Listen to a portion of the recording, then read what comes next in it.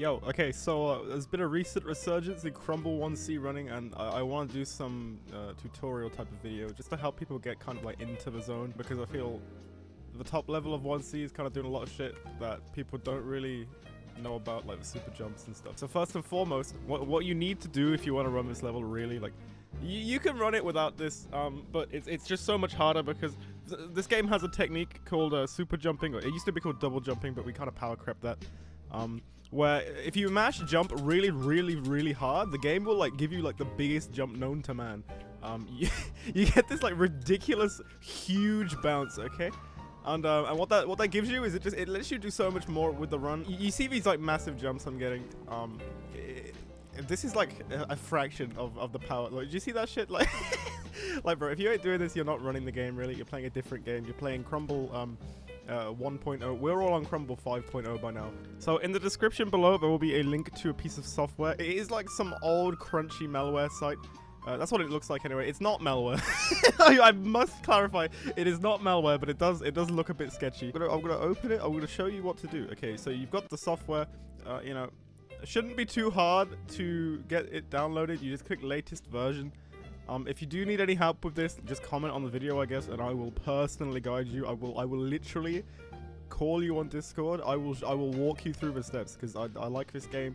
I know it's a bit cringe, but I do really like the game, and I just want more people running it. If you have a Razer mouse, by the way, you don't have to do this. If you have a Razer mouse, you can use the Razer Synapse.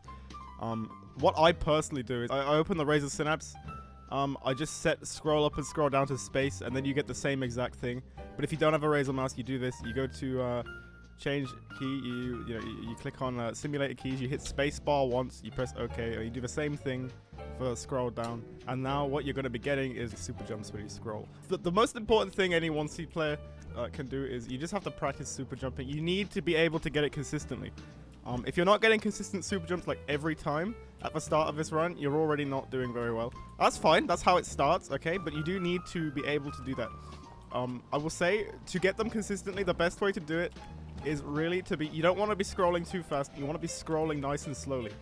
Because if you scroll too fast, the game kind of like drops your inputs, right? When you're going for super jumps, if you're having issues getting them consistently, right? Because they can be a bit rough sometimes to get consistently, you know? If you're trying to do them over and over again, it can be hard. What you want to do is, this game has a buffer system, okay? So even if you do a regular jump, if you hold spacebar, do you see how it's like jumping straight away when I hit the ground? I'm holding spacebar now. Yeah. If you keep doing that, he will just jump for you, frame one. That's the second that you hit the ground, he will jump. The next most important thing for Crumble 1C running is, you see in settings where it says video, you need to make sure that it's capped at 60 FPS.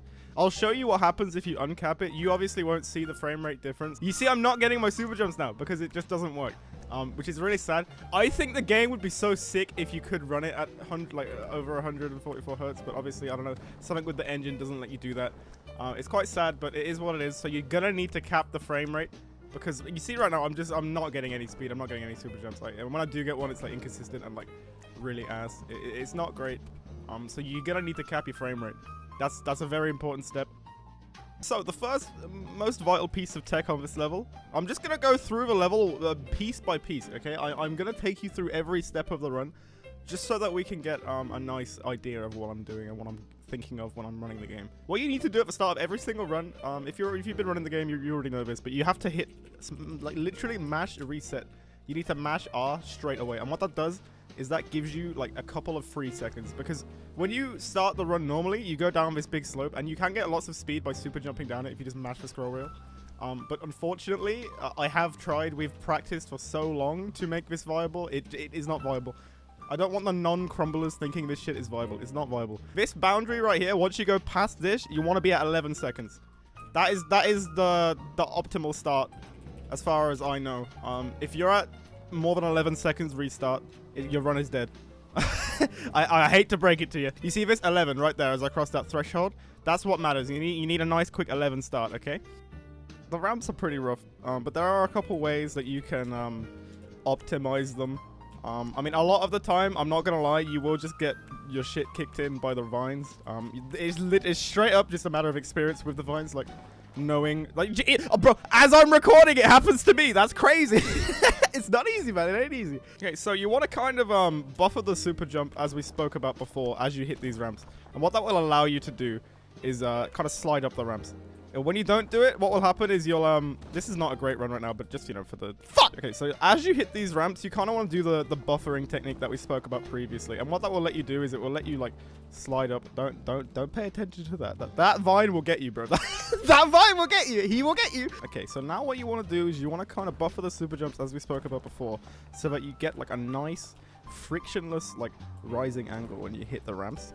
And what that will do is it will stop you from losing as much speed. You're still going to lose some speed. And that was obviously not an optimal run. But you can see that I was like gaining a little more speed than I would if I didn't super jump up the ramps. Here, there is a skip you can do. You can do this. You can kind of do something like this. That was not an optimal version of it. Don't do that. I don't think that is a good skip. I think it generally loses you a second. Or it's even. I mean, you can go for it if you're feeling yourself and you're like really high up and you just don't think you're going to make the mushroom otherwise. But in general, I wouldn't say that's super necessary. I would argue that the better way to do it is to just bounce once here, hit this mushroom.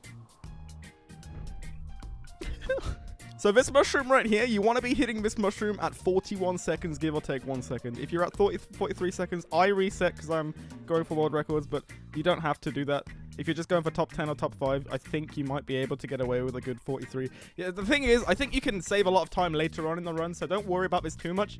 But if you hit this mushroom before 41 seconds, you are on world record pace. That is very important. This is info. This is strong information, okay? There is also, there's quite a sad little filter here. I might get fucked by it right now, but this is RNG, kind of. It's kind of RNG. I hate to say it. Sometimes you will land here and lose all of your speed. Right here, there's like an invisible kind of divot right here, okay? And what this will do if you land on it is it has a good chance of just killing all of your momentum. So, whoa, what is happening? What is happening? Whoa, whoa! So what you want to kind of try and do is land on the right side of this platform. Sometimes you'll go further than others. It is a little RNG dependent, unfortunately. That is just kind of the nature of Crumble. A lot of the time you're going to be reacting to what's going on screen. If you land on the right-ish side of that platform, you can make it a little less harsh. Like you see, this is the same platform but further ahead. You see I'm on like the sort of right. There's like little separators, right? You see the colors of the wood. If you want to land like here and to the right. This is the optimal strat, okay? Bounce once here, let yourself kind of roll naturally there. Super jump once, wait, super jump twice. That delay is very important because if you don't delay, you will have a harder time getting the second super jump, trust me. This is hard, okay? What I'm about to show you now is an advanced strat that you will not need unless you're going for world record, but it's worth noting because maybe one day this will be necessary, okay? Even on non-world record, because it is good. I actually have a perfect clip. Did you see that right there? You can kind of tongue flick your way across the canyon there. We call that canyon skip right now. It's hard. It is a run killer. It's a major run killer. Even in my current world record, I did not implement this because it's rough. You can kind of save it as well if you get a nice tongue flick at the end and you mess it up. But it's worth knowing about because if you're on a bad run, you can maybe pull it back with the canyon skip. It's not easy and it will kill more runs than it saves. But trust me, when you get the perfect canyon skip, it is a thing to behold. I'm gonna put a clip in here. I do have a clip of it. It does.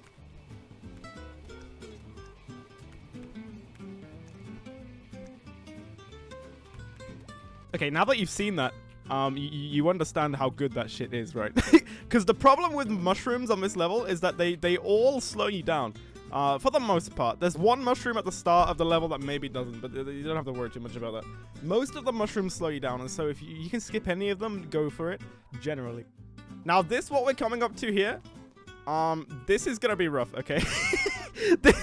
This part's gonna fuck you. If you're new to the game and you know, you're learning the run, this part's gonna obliterate you a little bit. It is slower to take this mushroom than it is to jump around the mushroom, okay? Do you see how slow that is? Like, you lose all of your speed. You lose all of your momentum when you do that.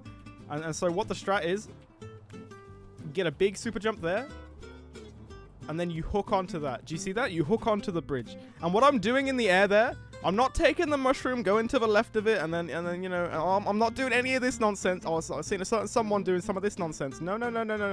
That's bad, because that negates the entire point of a skip. The whole point of a skip is to not take the mushroom. If you take the mushroom, there's no point in going off the beaten track. Okay, and then at the very end of your swing, you want to super jump off. And what that will do is it will give you the little bit of extra speed and extra height that you need to complete the skip without losing any speed. The world record already has a perfect version of this, so I'm just going to show you that. You can get it a little bit cleaner than I get in the world record, but the world record video is good enough to hold you over for now.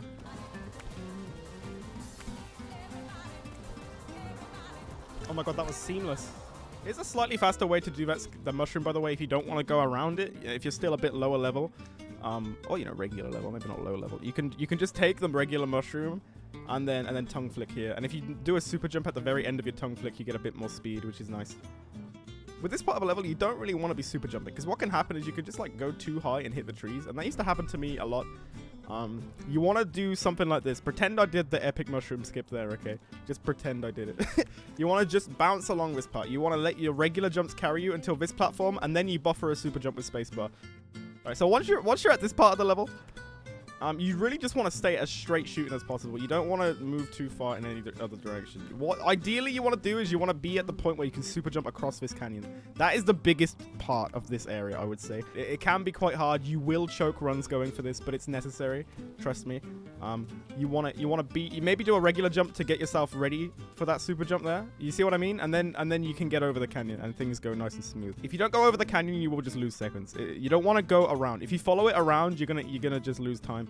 You want to be able to consistently jump over it. Again, the world record video does have some footage if you want to go review that. But yeah, this final part, a good thing to mention about this final part, I think, I might not be right here, but I think if you launch yourself to the left or to the right, instead of going straight over this ramp, I think this ramp loses you time. I think you hit the end barrier a little tiny bit faster if you go to the left of it instead of hitting it straight on. And that's basically, ignore the time there, and that's basically, all the major stuff that I have for you. But I'm gonna go and I'm gonna just get the splits. I'm gonna go for splits now. I'm gonna show you just what I consider the splits to be on this map. You know, as a wise man once said, crumblers, we're all quite manual Samuels. You know, we don't really measure splits in the same way that other speedrun games kind of do. But you know, I'm gonna give you a kind of general ballpark, just so you know when your run is dead or not. I look at the time right here as I cross that threshold. 11 seconds is not bad. You want to be out of this major, like, tunnel area by 25 seconds. 25 is a decent run. 26 is a bad run. 24 is a good run. See, this is a bad run. I tend to look at the timer about, like, when I cross this threshold. Once you get to this bridge here, 25 seconds is generally what you're aiming for. All right, this is actually a second behind. This mushroom here, 41 seconds, give or take a second. That's where you want to be. The next major split coming up is this canyon. I'm actually kind of behind time. But once you get to this canyon right here, this is about 1 minute is a good time. If you get here within 1 minute, you're doing well. You're on pace for top 5, maybe top 10 if you fuck up the rest of the run. If you want world record, I will say that canyon, you want to be there by like 57 seconds, maybe 58 seconds. It's rough for world record, but don't think about that just yet. Your crumble journey, you're gonna top 5 before you get world record, right? So try and get here by 1 minute. Okay, so 117. 117 is where you want to be here by. If you get to this part, I don't know what to call this part of the map, but like this sort of area right here where you're like coming in just before the big mushroom, you get here, you see 117, you're on pace for top 5. There's only one more split that I would say really matters as far as what I see when I'm running, and that is right about here. Do you see this entrance area sort of right here where you go between these trees? If you get here at 130, you are on pace for world record. That is what I look at. That's what I look for. 130 is kind of like 130 to 132, maybe 33 if you're looking for top 5. Once you leave this bridge and you're in here, if you see 130, send it, man, because you are on pace for world record. That's basically maybe kind of all I have for you. I don't really, those are the only splits I personally pay attention to. I'm sure there are, you know, maybe other splits you could look at and maybe come up with, but that's what I use to judge whether my runs are doing well or not. So yeah, I hope this helps. I hope this got you some value. Sorry if this was like long and rambly. I don't really make videos like this. I don't really make videos at all, to be honest.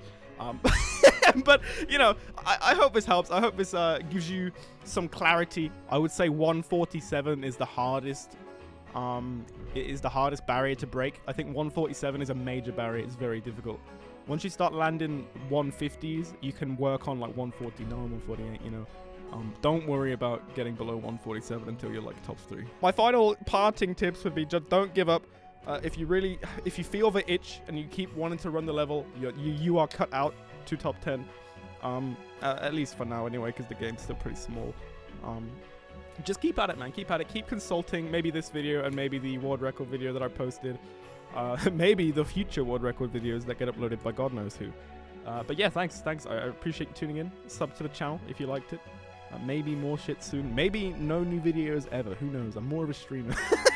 But yeah, thanks everyone. Thank you. This is gonna take a while to chop together, but yeah, I hope it was worthwhile.